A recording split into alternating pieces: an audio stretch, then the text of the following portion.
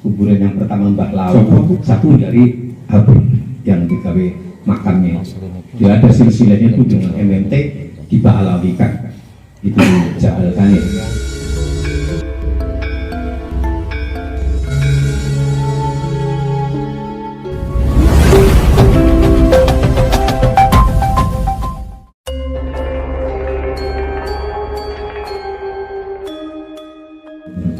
Waalaikumsalam warahmatullahi wabarakatuh. Maaf sambil dikelilingi.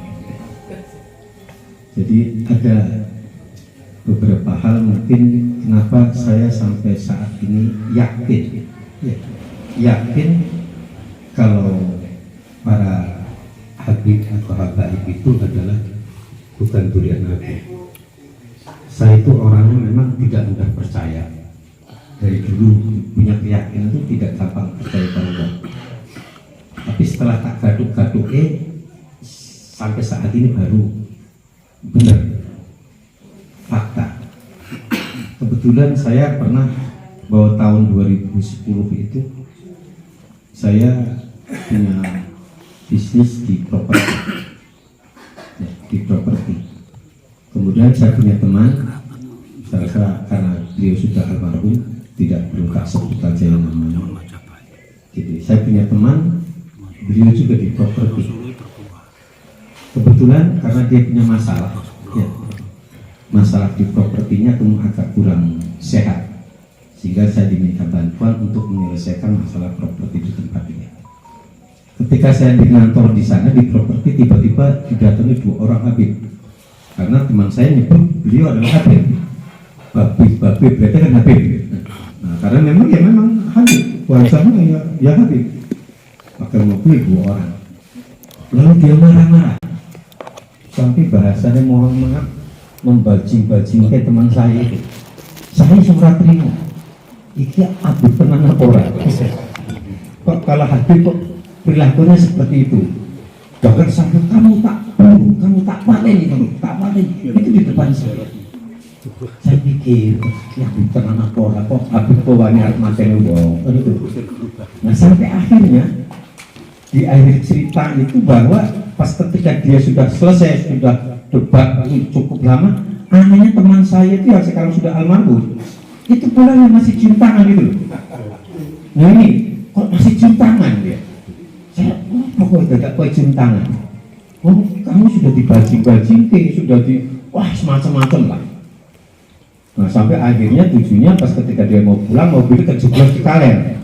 Si Habib itu dia minta tolong saya suruh manggil bengkel, saya nggak mau karena sudah anyal dulu masalah. Tapi teman saya itu mau nyarikan bengkel dan itu makanya oh ini Muhyiddin tenang. Kalau saya lihat di rumahnya itu memang gambar Habib semua banyak itu di Ngargoyoso rumah. Ya, nah jadi ini salah satu mungkin ya sedikit bahwa saya tuh hampir kurang percaya sama Habib. Itu saat itu memang saya kurang yakin, tapi ditambah lebih kurang yakin gara-gara kasus seperti itu. Sebenarnya banyak saya cerita tentang masalah seperti itu. Bagaimana bahwa di Kabupaten Karanganyar itu tahun berapa saya lupa, itu dibentuk tentang Rotib Bulhadat, dibentuk dari tingkat kabupaten sampai tingkat ranting itu ada. Bagi saya amalan semacam itu biasanya kayak kita dikirtah apa ya sih nggak pernah pakai dibentuk itu ya memang kalau kita cinta ya sudah istighosah itu nggak perlu dibentuk juga sudah biasa kan faktanya saya dari kecil ya biasa seperti itu kok ayo bentuk seperti ini saya sudah curiga ternyata memang bahwa semacam itu adalah merupakan satu supaya memang secara masif.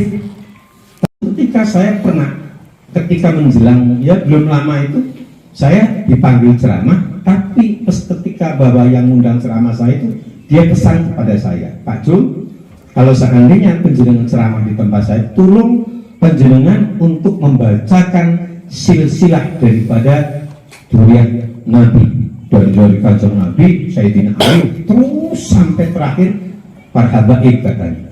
Aduh saya nggak hafal nih, bukan nggak hafal bu, udah hafal Pak Jul, saya nggak bisa hafal, baca boleh dibaca, tapi nanti disampaikan. Nah, ini Saya curiga baru ada apa dengan silsilah itu, kok dipaksakan aku kokon moco silsilahnya daripada para habaib. Ternyata bahwa itu adalah juga merupakan modus ya secara masif, supaya seakan-akan setiap jemaah atau setiap kita untuk menghafal daripada silsilah daripada para habaib.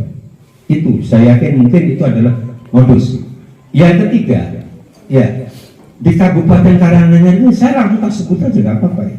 Di Kabupaten Karanganyar itu ada salah satu makam yang kemarin Pak Daryanto sudah ke sana dan saya juga sudah pernah ke sana. Jadi namanya itu Jabal Kanir. Jabal Kanir itu adalah di lereng Bukit Lawu, itu sebenarnya masuknya ke Tawangmangu, walaupun memang berbatasan dengan Mapese. Ya, suatu ketika saya diajak Pak Satrio sama almarhum Bu Pulis ini, Bapak almarhum Pak Purwono namanya.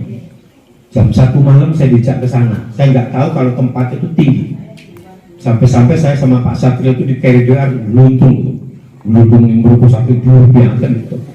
Nah, ya biasa saja ziarah di sana. Bahkan pas ketika hari santri PCNU pun sudah sempat ziarah di sana. Tapi akhirnya ini baru tak peta ke Pak Daryanto, coba cekkan ingkoro tanah napora, ternyata dicek silsilahnya di Mbak Alawi. Ya, jadi ada 2-3 kuburan di sana. Kuburan yang pertama Mbak Lawu itu siapa namanya, terus Rengganis, Sopo, satu dari Abri yang digawe makamnya. Dia ada silsilahnya itu dengan MMT di Mbak Alawi kan, itu Jabal Kanir. Dan di sana ada di Konsistori Solawat namanya.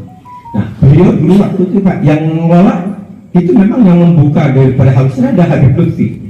Habib Lutfi, saya ikut dalam arti kata saat yang pertama kali ya sempat masih euforia ya, ikut-ikutan aja. Tapi sekarang baru sadar bahwa itu adalah merupakan modus bagaimana untuk merubah sejarah, bahwa kita penyelewengan sejarah yang seperti tesisnya Kiai Imaduddin, bahwa memang dalam makam-makam itu adalah sengaja dituake dibanding Wali Songo. Jadi kalau Wali Songo umpamanya datang ke Indonesia itu syiar pada abad ke 13 umpamanya itu sengaja di abad 12 kan, itu toh di makamnya dirubahnya seperti itu.